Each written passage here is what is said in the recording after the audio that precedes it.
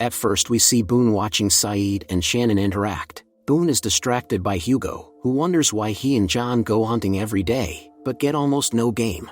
Boone doesn't care about these issues. He recalls receiving a call one day from Shannon, who was having problems with her boyfriend.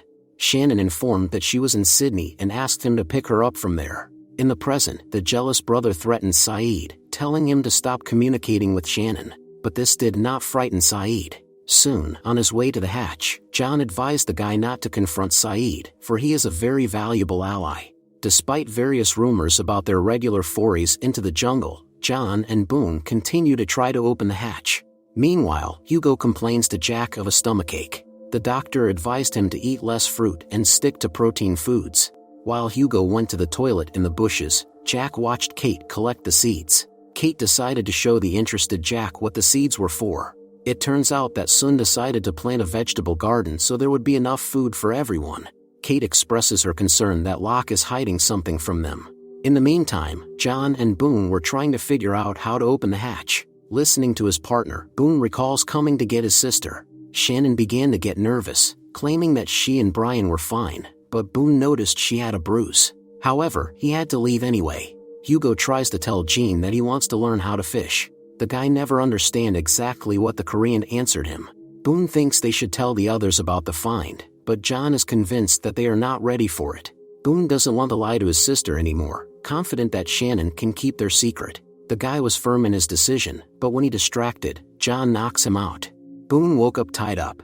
Locke had no intention of freeing him, but left the prisoner with the knife, saying that he would free himself when he had cause. When John left, Boone began trying to reach for the knife, remembering how he had gone to the Sydney police, but the officer said there was nothing he could do. In the afternoon, Boone approached Brian and asked him to end his relationship with Shannon, in return for which he would receive $50,000. In the present, Kate helps Sun plant plants.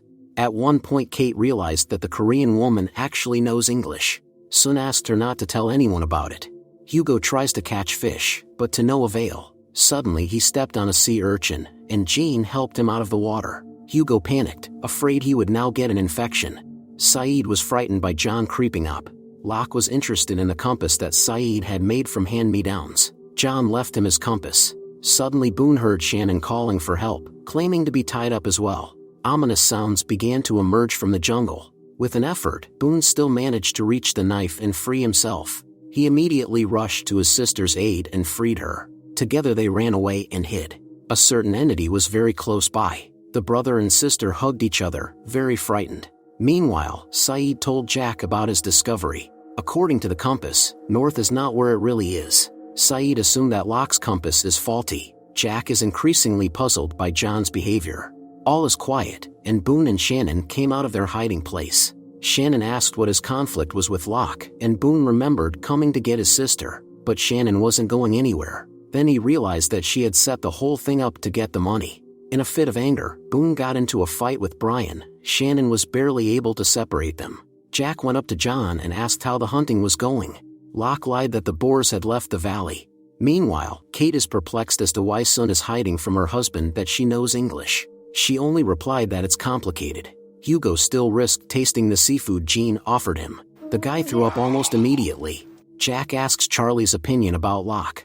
Charlie thinks John can be trusted, even though he seems very strange. When Hugo returned to the cave and complained to Mike about his stomach problems, Jean brought him a clean fish.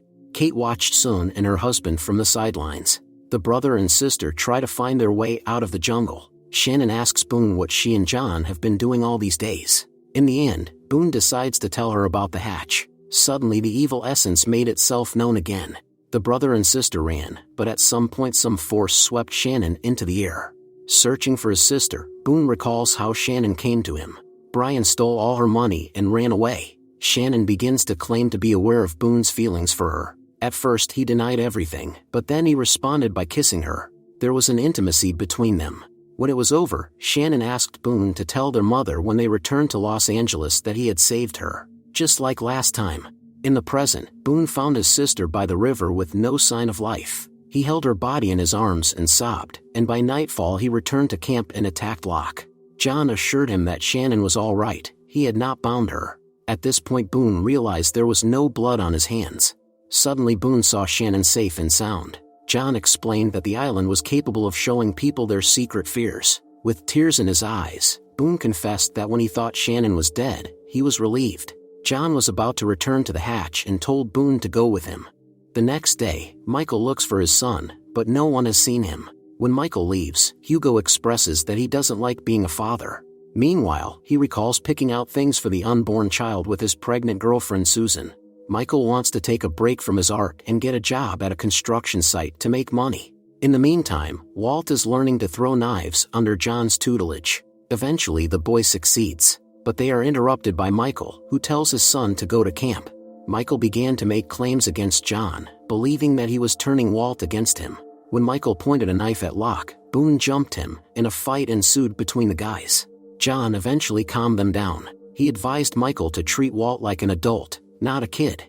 But Michael doesn't want anyone interfering in his and his son's relationship. He recalls how Susan, after getting her law degree, wanted to take their young son and move to another country where she was offered a high-paying job. Michael tries to convince her to give their relationship a second chance, but Susan doesn't want to stay with an unemployed boyfriend. And with her new job, she will be able to provide for her child on her own. In the present, Sun sat down with Michael, asking if everything was all right. Michael complained that he didn't know how to communicate with his own son, since they were virtually strangers to each other. In the afternoon, Saeed showed Jack and Shannon the map he had stolen from the French woman. If you put the sheets together, you can see some kind of coordinates. Noticing his comrades, Michael begins to say that they are thinking of the wrong things. We need to get off this island as soon as possible, not explore it. Michael offers to build a raft, but no one shares his enthusiasm. Michael asked his son for help, but he was busy looking at comic books in Spanish. The boy didn't understand what it said, but he liked the pictures. After telling his son to come with him, Michael remembers calling Susan and asking her to hand over the phone to his son. A man's voice was heard in the background, and Michael realized that Susan had found another man. The girl announced that it was over between them. Furious, Michael hung up the phone and was hit by a car when he stepped out onto the road. In the present, Charlie tells Kate that Claire's personal diary is missing. In the meantime, Michael was getting ready to build a raft, his son not really wanting to help him. Suspecting Sawyer of stealing the diary, Charlie demanded he give it back. The diary did turn out to be in his possession. Sawyer likes to read, and this is not an easy place to find a book. Charlie got into a fight, but Kate intervened. Seeing John Locke, Walt told his father he was going to get a drink of water. Shannon demanded an explanation from her brother as to where she and John went all the time. The girl was also surprised that her brother had become rather cold toward her. John told Walt that his father did not want them to communicate. When Michael saw them together, he became enraged, threatening Locke again. As soon as John left, Walt told Michael that didn't think he was his father because he hadn't been around all those years. Michael threw the comics into the fire and told his son not to go anywhere out of camp.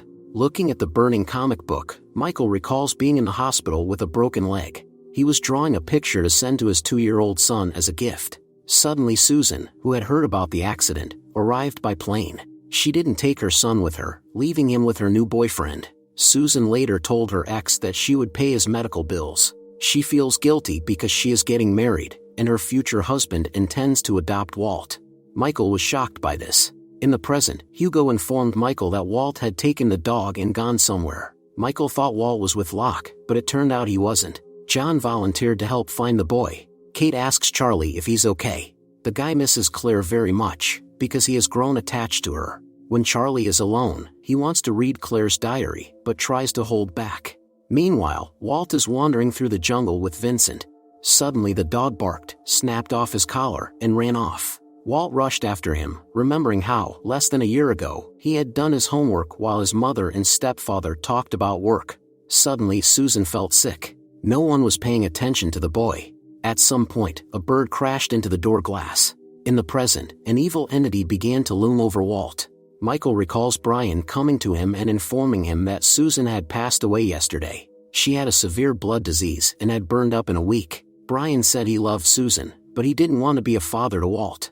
Michael was shocked because he hadn't seen the boy in 9 years. Even more shocking was when Brian said that Walt is different. Michael and John found the collar and then heard screams.